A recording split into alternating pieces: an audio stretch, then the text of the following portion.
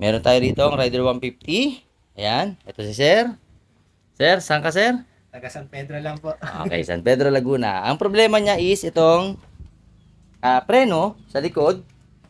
Anong nangyari kasi dito? Naglalak daw. So, nung naglalak, hindi ko na na-vlog, no? Pasensya na po. Actually, same lang to sa front caliper.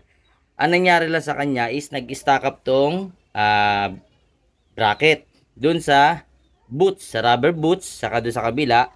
Ngayon, kanina, sobrang init nito at ito, halos hindi ko mahawakan. Nakakapaso. So, chinek ko. Sabi ko sa kanya, magdala siya ng budget. At least nasa 1,000, no? 500 to 1,000. Pero, nakita mo, naayos natin nang hindi tayo gumagastos na malaki. Ngayon, kanina to, hindi ko maikot yung gulong. Diba? Hirap na hirap. Ngayon, tinan nyo, nakakamay ko na. Ayan. Hindi na parang nakapreno. Diba? Kanya, kala mo nakapreno. Hirap na hirap ka. Halos di mo nga matulak yung motor, diba? O ngayon, tinan mo. Oh, nagagalaw na kahit daliri lang, oh, umiikot, oh. Diba? Oh, yan. So, ibig sabihin nito, okay na yung preno. Yung nga lang, may isa pang problema. Yung dito, hindi natin mapalitan yung brake pad. Mas maganda sa machinist na lang, no? Suggest ko lang yan. Okay? Sa ngayon, okay na yan. Sir, try mo nga i-preno, sir. Preno. Sagad. O, yun. Tapos, bitaw. O, yun, oh, umiikot na. Saka pansin nyo yung caliper. Sige, sir, preno. Sagad na preno. Bitaw.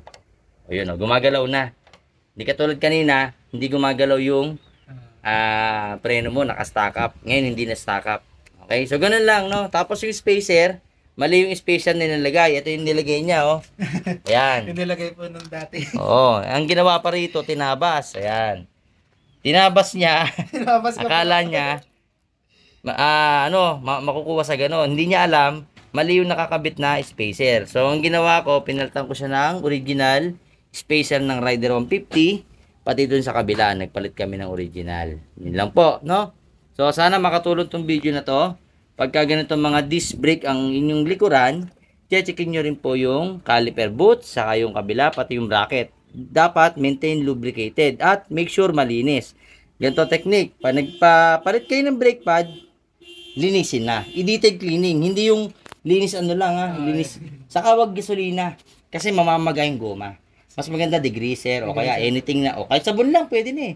Basta linisin tas banlawan. Huwag kakalimutan banlawan. Okay? Okay sir. O sige. Yan na po. Maraming salamat. JGA Humble Works at your service po ulit. Thank you sir. Pagawa na rin po kayo. Alright. Thank you. Maraming salamat sa paggawa ng gulong ko. So, yun. Legit si Idol. So, yun. Napalitan ko na rin yung gulong sa ulan. So, yun. Ito yung ginawa niya. Yun. Ang ganda na ng pre-wheel ngayon. Yan. So, hindi na siya pigil. Subalit dati, ito yung nangyayari. Yan. Pigil siya. Pigil. So, paggawa na rin kayo sa kanya.